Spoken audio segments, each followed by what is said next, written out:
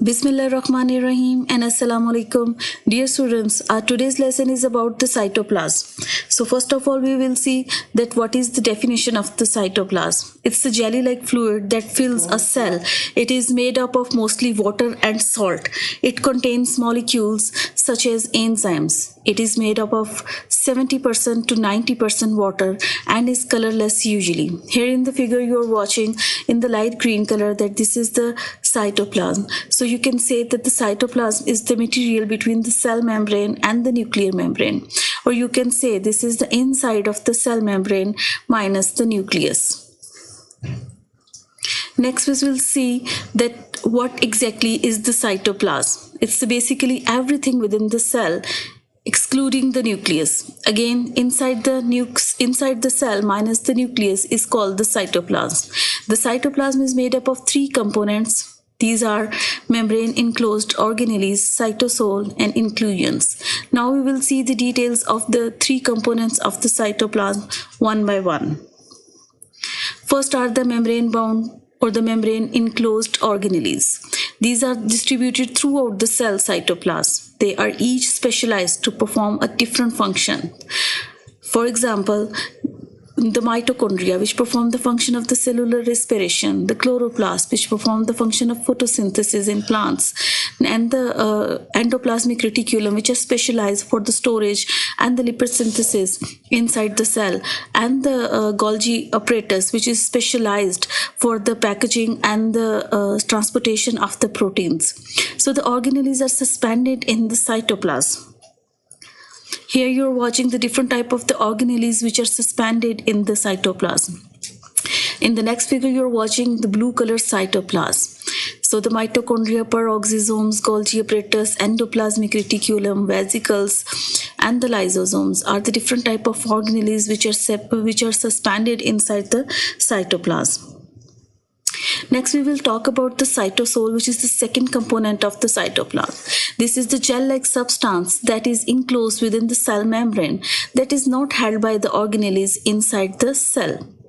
So it is a complex mixture of the cytoskeleton filaments, which are known as the endoskeleton of the cell, dissolved molecules and the water. So this portion is mainly contain those molecules which are present in the dissolved form. So it is the site of the many chemical reactions that are fundamental to the cell existence. Now we will see that what are the other type of the mixtures which are present in the cytosol. The cytoskeleton filaments, this is what gives the cells its shape. It's made up of the protein filaments, which are the actin filaments, and the microtubules. Water, which is 70% of the cytoplasm, is made up of the water.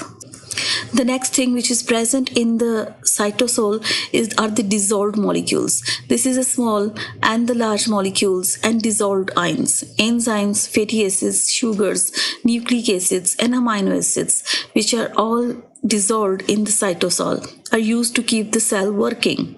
Waste products are also present in the cytosol until their removal. Now students, this is the third component of the cytoplasm, which is called the inclusions. These are stored nutrients, crystals, secretory products, and the pigment granules. And what are the pigment granules? These are the small subcellular membrane bounded vesicles containing the pigments. So inclusions are basically the diverse intracellular non-living substances that are not you can say bound by the membranes, and this is not dissolved in the cytoplasm. So they are usually present in the cytosol only temporarily. They are non-soluble molecules. Now here you are watching students the type of the inclusions. These are the secretory inclusions. Secretory means that these are the secretions of some, you can say, some chemicals which are present in the insoluble forms and form the secretory inclusions. Then are the nutritive inclusions like the glycogen, the lipids, which are not soluble in the water of the cytoplasm.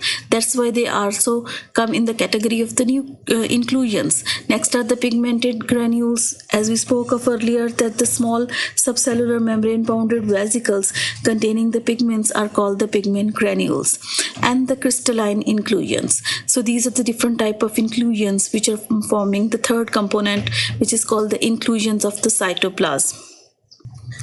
Finally, we will discuss the functions of the cytoplasm, that it aids in the movement of the genetic material and the products of the cellular respiration within the cell. It helps to fill out the cell and keeps organelles in their place, so they prevent the organelles from the collapse. It gives the cell its shape. It aids the dissolved waste products. And it prevents the grouping of the organelles in places due to the gravity that would prevent their function. It acts as a buffer and protects the genetic material of the cell from the damage caused due to the movement and the collision with other cells. It aids in the metabolic activity. So students, this was all about the structure and the components of the cytoplasm and the functions of the cytoplasm.